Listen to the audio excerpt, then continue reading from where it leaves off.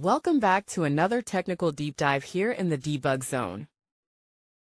Today we're tackling a big question and breaking it down with insights from other users. Hopefully this clears up some misconceptions and helps you get the answer you need. So buckle up, stay a little curious, and let's jump right in.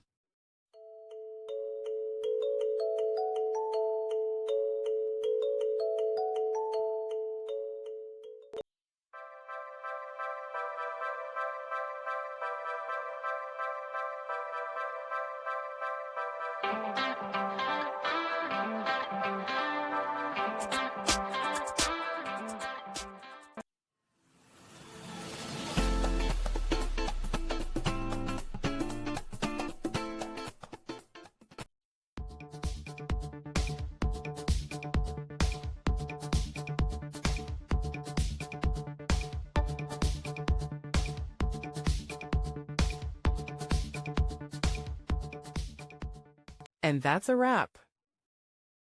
I hope you found the answer you were looking for. If you did, take a second to hit that subscribe button. It really helps out.